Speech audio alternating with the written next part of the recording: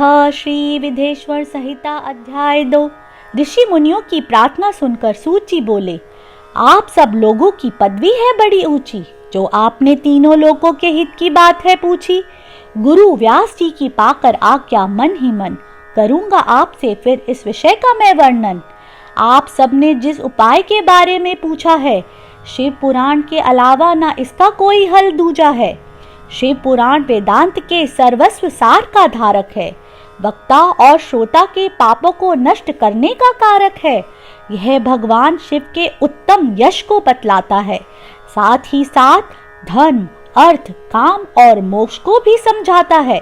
यह पुराण धीरे धीरे अपने प्रभाव से विस्तार को प्राप्त हो रहा है। तीनों लोकों और चारों युगों में कष्टों को शीघ्रता से धो रहा है। सूत जी आगे बोले, पूजनीय ऋषियों, कलयुग में पापी तब तक ही पापी कहलाएगा जब तक वो शिव पुराण की शरण में न आएगा। शिव पुराण के श्रवण से मानव का अंतःकरण बिल्कुल स्वच्छ हो जाएगा, उसके सारे पुराने पाप मिट जाएंगे और वह पुनः कोई पाप न कर पाएगा।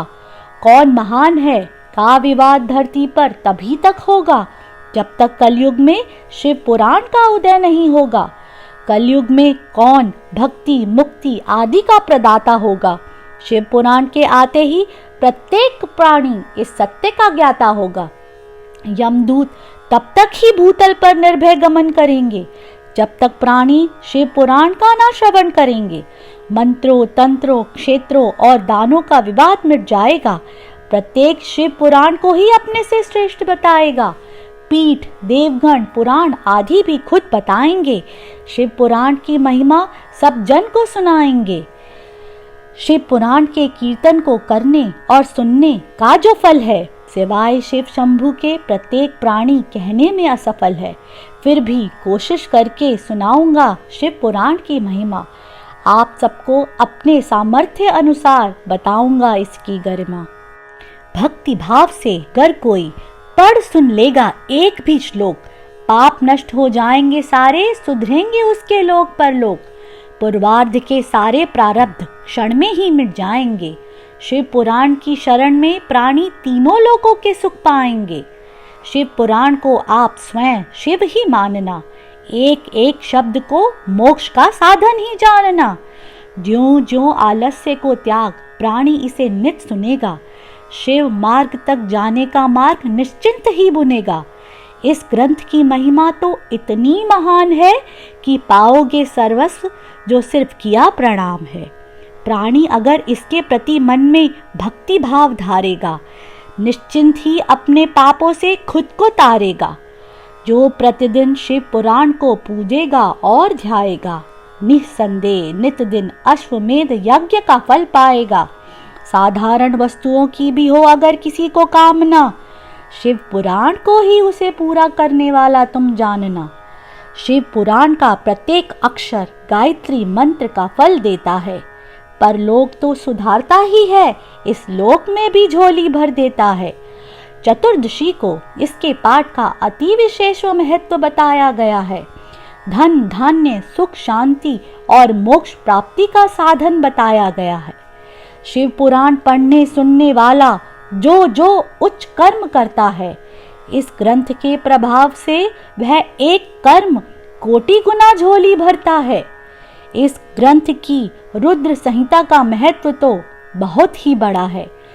3 दिनों में ही पवित्र हुआ जिसने भक्ति भाव से इसे पढ़ा है।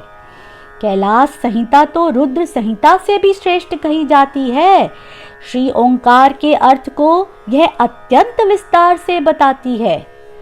कैलाश संहिता का पूरा महात्म्य तो सिर्फ शिव जी को ही है पता। व्यास जी को उसका आधा है ज्ञात, मैं तो उसका भी आधा पाऊंगा बता। हे सर्वश्रेष्ठ मुनियों, आज तक मैंने कोई देखा नहीं ऐसा पाप, रुद्र संहिता के भक्ति भाव श्रवण ने जिसका ना किया हो नाश। महादेव शिव शंकर ने किया था इसको वर्णित, फिर कुमार कार्तिकेय को कर दिया था समर्पित। हाँ, अन्य संहिताएं भी कामनाओं को पूर्ण करने वाली हैं, पर इन दोनों संहिताओं की श्रेष्ठता सबसे निराली है। हे ऋषियों, शिव पुराण को आप सभी माने वेद तुल्य, केवल भक्ति भाव से ही होता है ज्ञात इस ग्रंथ का मूल्य। फिर सूत जी कहते हैं, शिवजी ने स्वयं शिव पुराण का प्रणयन किया था, अर्थात इसे बनाया था। तब इसमें 12 वेद थे, विदेश्वर, रुद्र, विनायक, उमा, मात्र, एकादश, कैलाश, शतरुद्र, कोटि रुद्र, सहस्त्र कोटि रुद्र, वायव्य तथा धर्म संहिता। इन सब के कुल श्लोकों की संख्या 1 लाख थी, परंतु व्यास जी ने इन श्लोकों को 24,000 श्लोकों में संक्षिप्त कर दिया। उन्होंने संहिताओं को भी 12 से 7 में परिवर्तित कर दिया। विदेश्वर, रुद्र, शतरुद्र, कोटि रुद्र, उमा, कैलाश, वायव्य तथा धर्म संहिता।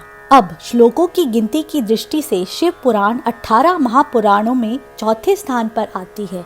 तब ऋषियों ने प्रश्न किया, सूत जी कृपया आप इस बारे में हमें विस्तार से बताइए। तब सूत जी बोले, हे पुण्य ऋषियों, सृष्टि के आदि में शिवजी ने बनाया था 100 करोड़ श्लोकों का एक ग्रंथ। उन्होंने संपूर्ण ब्रह्मांड के विषयों का कर दिया था ज्ञान उसमें बंद। तब व्यास जी ने इसको ग्रहण किया तो उन्होंने उस महान ग्रंथ को 18 भागों का बना दिया। उन्होंने संपूर्ण महाग्रंथ को इस तरह संक्षिप्त किया कि 100 करोड़ श्लोकों को 4 लाख में विभाजित कर दिया। अब शिव पुराण 1 लाख श्लोकों से 24,000 श्लोकों का हो गया है और 12 संहिताओं से अब केवल 7 संहिताओं का ही रह गया है। यह 7 संहिताओं वाला शिव पुराण उत्तम गति प्रदान करने वाला है। आदर पूर्वक श्रवण करने वालों के लिए तो मुक्ति प्रदान करने वाला है। वेद, स्मृति, इतिहास आदि शिव पुराण की अल्प कला के भी समान नहीं। कोई ऐसा विषय है ना बचा जिसके बारे में शिव पुराण में ज्ञान नहीं। शिव पुराण में श्रेष्ठ मंत्रों का समागम है। इसमें दिया त्रिवर्ग की प्राप्ति का साधन है। शिव पुराण में परमात्मा का ज्ञान दिया गया है। सभी देवताओं का बड़ा ही मान किया गया है। जो भक्त भी आदर से इसके द्वार पर जाएगा तुरंत ही शिव धाम के मार्ग को पाएगा। पालेगा वो इस संसार के सारे ही सुख, हो जाएगा अंततः अपने सारे कष्टों से मुक्त। संगत जी, इसी के साथ इस अध्याय को समाप्त करते हैं। अगले अध्याय में जानेंगे षट कुल वाले मुनियों और ब्रह्मा जी का वार्तालाप। जय गुरु।